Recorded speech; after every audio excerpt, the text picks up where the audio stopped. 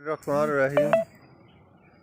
अल्लाह ताला दा लख लख शुक्र है कि पंजाबी ज़बान पंजाब ते पंजाबियों के हवाले नाल वो लोग भी हुण गल करन लग पे ने जिहड़े इस मौजू के उत्ते दाड़ वट्टी रखते सन।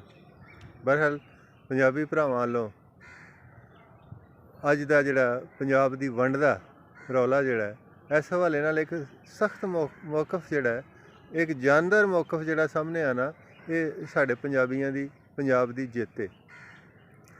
पंजाब नूं वंडण की गल बड़ी दृढ़ता नाल सिंधी सियासतदान भी कर रहे हैं, पठान सियासतदान भी कर रहे हैं।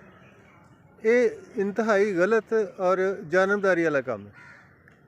तुसीं सरहद की गल करते हो, केपी की गल करते हो, तो उत्थे तुसीं आज़ाद एजेंसियों नूं भी केपी का हिस्सा बना रहे हो, जदों कि वो अगर इंडिपेंडेंट कर दित्तियां जांदियां कुछ होर ही सिर ला के, तो वो बेहतर तौर पर परफॉर्म कर सकते हैं। उन्होंने मिजाज का बेहतर तौर पर ख्याल रखा जा सकता। अगर जबाना की बुनियाद उत्ते तुसीं कोई इलाका वंडना चाहते हो या पंजाब वंडना चाहते हो, तो फिर जिहड़ी जबान के सिर के उत्ते सारा कुछ कर रहे हो, जिथे तक बोली जाती है, भावें उहदे सिंध आ रहा है, भावें उहदे केपी का कोई इलाका आ रहा है, उन्होंने पेश नज़र रखा जाए। सिर्फ पंजाब नूं वंडना यह इंतहाई बददियानती है।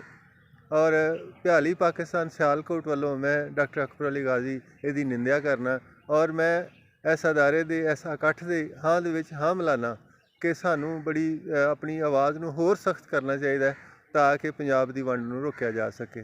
बिस्मिल्लाह, जज़ाकल्लाह।